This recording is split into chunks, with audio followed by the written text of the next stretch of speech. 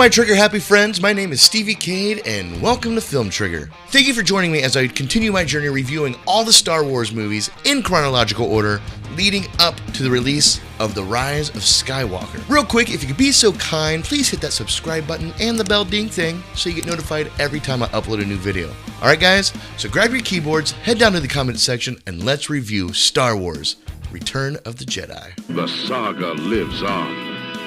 Return of the Jedi begins May 25th at a theater in your galaxy. This was a pretty good movie, and actually a fantastic conclusion to the original trilogy. This movie has depth, growth, heart, and a marketing platform to sell a shit ton of toys. Consumerism. But we'll talk about that a little bit later. Let's jump into what I like about this movie. The opening scene to save Han Solo.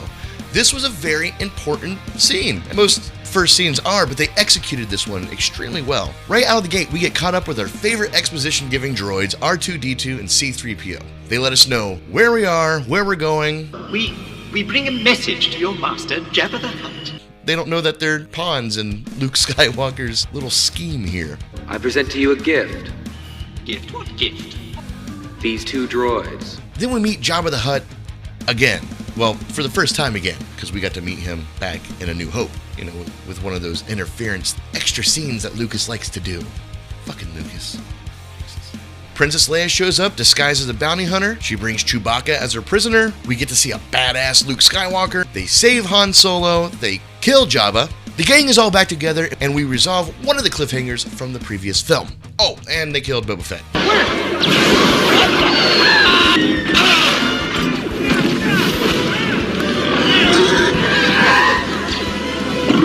He's dead. He's dead as fuck. Either way, this is a very strong opening scene. It sets the tone for the rest of the movie. We know where all the characters are. Now, the story in this movie is well mapped out. On one hand, we have the Empire back in full swing. Bigger fleet, bigger army, and another Death Star. Wait. Yeah, another Death Star. Because what else is there to do in space besides build Death Stars? But this one's built to last. They really mean it this time. And on the other hand, we have a stronger, more organized rebellion. And that's a great contrast. It gives the illusion there could be a fair fight in their goal to destroy the new Death Star and take out the Galactic Empire. We have good versus evil at its finest, with each side having something to gain or something to lose. You kind of get to pick a side here. If you want the bad guys to win, there's a chance they could win. If you want the good guys to win, there's something to root for with them as well. The bad guys won in the last movie, right? So why can't they win in this one? Now that I think about it, A New Hope is the only movie that the Rebellion has won. I mean, I guess you could argue that The Phantom Menace and Attack of the Clones, they won as well, but Palpatine was still in the background doing his shit, letting the Sith Lord set his pieces up to create his empire. Holy crap. So many Star Wars reviews. Now let's dive into the characters. I don't care what anybody says, I like the Ewoks. I know they're there to sell toys. I get that. All movies have marketing ploys. In a world where I'm listening to robots argue like a bickering couple, brother and sister making out, large animals, fish people yelling it's a trap. It's a trap! The Ewoks aren't so far-fetched, and they're kind of cute. They look like they would smell really bad though. I wouldn't want to smell an Ewok. Kind of smell it. That's just me. Now, the Emperor, or Darth Sidious, or Palpatine, or whatever we're calling him, fucking Lucas. He's menacing and controls the Empire through fear. He's a puppet master in the shadows, and that keeps him a mystery for people to fear. But now we get to see the Emperor fleshed out. He's a real thing, and he's on his way to make a visit. I mean, do the Rebellion even know about him? I don't think the Rebellion even know about him. We'll come back to that. I'm gonna write that down. Come back to that. And then there's Han Solo. This is the same man we met in A New Hope, and that's why I like him. Yeah, he's got a thing for Leia, but I don't feel like she's the first lady, and I don't think she'll be the last. Like, any moment, he'll just pick up and go and do his own thing. And that's what I like about him. I mean, the only thing that could change a man like that is having a kid. And also, Harrison Ford's acting in this movie in particular is on point. Just that charming asshole that he is. And he really excels at it in this movie. Well, why don't you use your divine influence and get us out of this? I beg your pardon, General Solo, but that just wouldn't be proper. Proper? Then we come to Leia, another consistent character throughout the films. But we see her, a lot of her, in a scenario that we've never seen her before, when she's Jabba's hostage. Now, some people say this is an insult to her character. You know, she's a strong female woman. Why would they demean her by putting her, in this bikini thing? And to me, that humanizes her. It puts her in a vulnerable situation, much like she was in A New Hope when the Empire blew up her planet. This time she's physically vulnerable. She's exposed. She's out of her element. But it doesn't stop her. She bounces right back from it, just brushes it off. And that's the part I really think we all need to focus on here. She picked herself up by her bikini straps and straight up killed Jabba.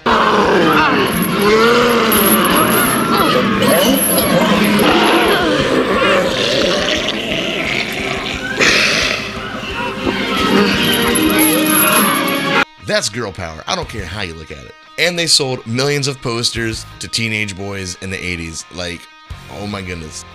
Yeah, you know what they're doing. The marketing in this movie is borderline evil. Now we have Luke Skywalker. The man, the myth, the legend. Dude is badass in this movie. He's much more developed, confident, intimidating. I'm taking Captain Solo and his friends. You can either profit by this or be destroyed. Very different from the whiny little shit we saw on Tatooine in A New Hope. But I was going into Tashi Station to pick up some power converters. His growth has been with the Force, and this is why Darth Sidious wants him so badly. Which leads me to the final battle of good versus evil. Hands down, best fight of the series so far, only followed by the battle between Obi-Wan and Anakin Skywalker. You feel the internal conflict with Luke Skywalker and Darth Vader in this scene. They're both being puppeteered by Darth Sidious, and him trying to pin them against each other, which Luke almost gives in to his hate here, and ends up going apeshit on Darth Vader, to be honest. Like, he goes freaking nuts. And to me, that is one badass use of a lightsaber. It's not choreographed or like a dance like it has been previously. No. This is raw anger. And Luke sees what he can become as he looks down on a beaten and conquered Darth Vader. He just cut off Vader's hand with his lightsaber, but he looks at his own hand. Then he looks back, and you can see him kind of connecting the dots in this moment. And I personally think this would have been a great time to flash back to The Empire Strikes Back when Luke sees his own face in the Vader helmet. Luke makes a choice here to not fall for Darth Sidious's tricks. He chooses good over evil, and that's what separates him from his father. So Sidious unleashes some serious Sith shit. I wish I would have seen this in the 80s, like not knowing what was going to happen.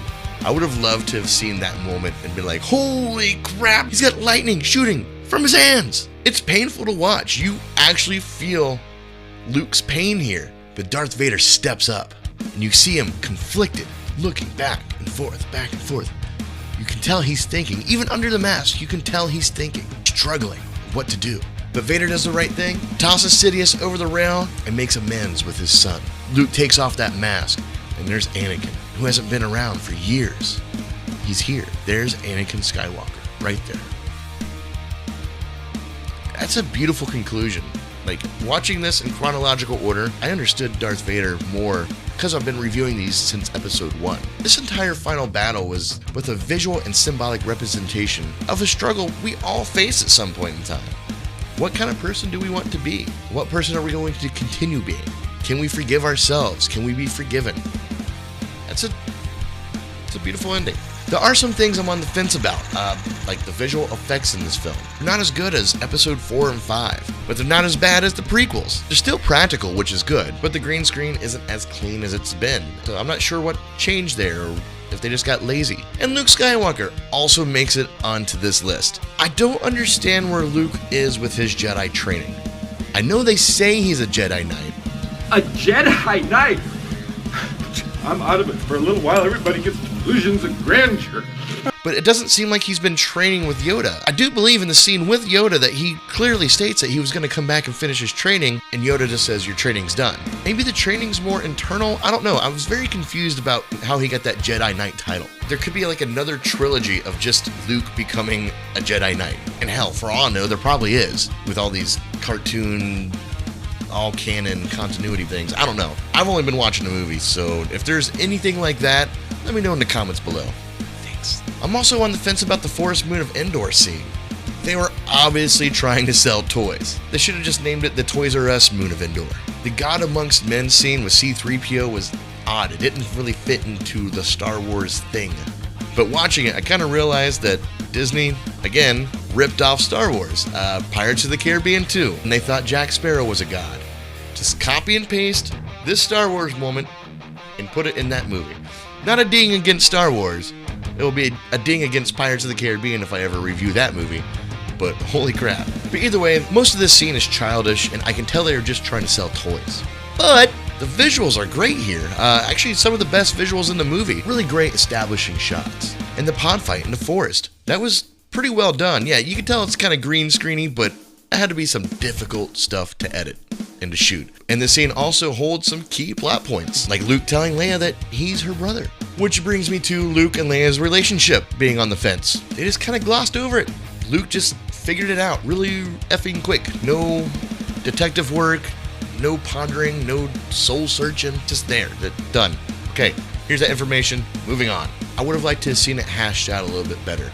Now we've come to the interference portion of my review. This is the part of my review that I created specifically for Star Wars about things I liked or didn't like that wasn't originally in the movie, or conflicted with in the previous films, and essentially how they all flow together. Leia remembering her mother. She was very beautiful, kind, but sad. Padme died right at childbirth. Lucas, you know that Leia said this in this movie before you made the prequels. Why wouldn't you work that into the script? Why wouldn't you work that in to make it make sense, to make it flow? I don't understand. I know that you can say, well, she remembers it because the Force connection and blah, blah, blah, blah. No. That's up for interpretation again. We can guess all day why she did it, why she didn't, but we are never given any answer of why this doesn't match up to what happened in the prequels. And again, it's not this movie's fault. It's the prequel's fault for not hashing it out to work with this movie. Darth Vader's no! Yeah, we get that shit again. Completely unnecessary. It doesn't add anything to the scene. And it's just a painful reminder of the no heard around the world. Going back to Jabba's palace. You know what that scene needs? Song and dance.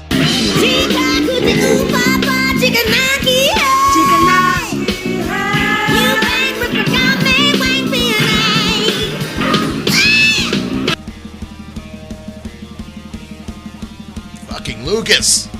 What was there was fine. We get it. He has slave entertainment. There was no purpose in adding this song in there. The creatures look completely out of place. They were just there for no fucking reason. These additions were self-satisfying to Lucas, and to Lucas only. Anakin Skywalker appearing at the end of the movie as young Anakin Skywalker.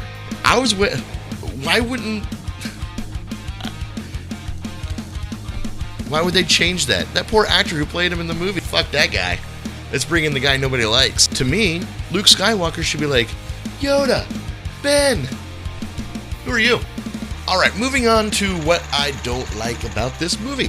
Luke Skywalker. He's had a part in every section of this review. This one is pertaining to his bloodlust. I originally had this on the fence portion of my review.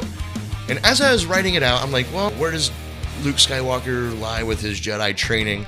And he kills those ugly ass pig fucking looking things at Jabba's palace. And I was like, you know, he also kills a couple other people. Let me look up how many people he actually kills in this movie. What I found was amazing. Mr. Sunday's movies, Luke Skywalker's kill count. Holy shit. This guy is a monster. You guys ready for this? If you haven't watched this video that I'm talking about, click right here, okay? Watch it, because this is 100% legit. Luke Skywalker kills 369,740 people. That's a lot of people. Darth Vader only kills 11 in all three of the original trilogy movies. He only kills 11 people. But Stevie, he blew up Alderaan. No, he didn't. He didn't pull the trigger on that one, actually. That falls back on Governor Tarkin. Since you are reluctant to provide us with the location of the rebel base, I have chosen to test this station's destructive power on your home planet of Alderaan. when you sit and think about all these people that Luke killed, okay, I'll give you that most of those people were on the Death Star in A New Hope, but there's hundreds of people that Luke has killed just in his travels. Yes, war casualties, I get it. Remember in An Empire Strikes Back when I said, who wants to work for the Empire? Luke is killing these people who probably don't want to be there in the first place. But from what I know of a Jedi, killing is not their thing. They find other ways to handle situations. The collection of deaths that add up in the past 3 movies. Holy crap. Moving on. Yoda's death scene. This has to be one of the slowest death scenes in cinematic history. It really drags on. Every word is painful to hear and hard to understand, even. No.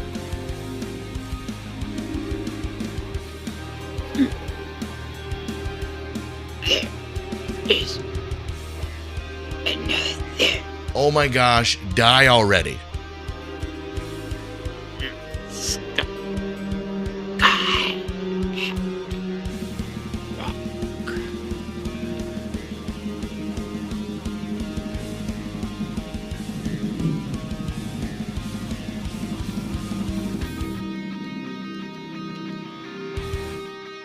So now I'm going to get a little petty about some things. I don't like or understand the torturing of droids at Jabba's palace. I don't get it. I mean, it's supposed to make us fearful for C-3PO, right? You know, oh no, they're gonna hurt C-3PO. We saw him get blasted to bits in the last movie and he's fine. I just don't get it. Makes no sense. I don't like it. And this one's super petty. In Jabba's palace, Leia runs into the only wind chimes hanging in the entire fucking place. There's these tiny little wind chimes. They're just hanging off in the corner next to a wall. She runs right into them.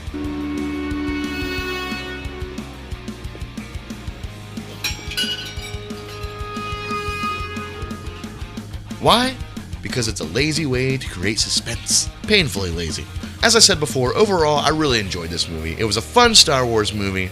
I mean, the scenes that I really liked, I really effing liked. But what matters is that I had a good time, and that's what happened. I had a good time with this movie. And for that, I'm giving it a B+. It was wonderful. Bravo! I loved it. Oh, it was great. Well, it was pretty good. Head down to the comments below and let me know what you think about this movie. Also, be sure to check out some more of my videos right here. And as always, stay trigger happy, my friends. Peace. They'll be captured. Wait, come back. Stay with me. Free.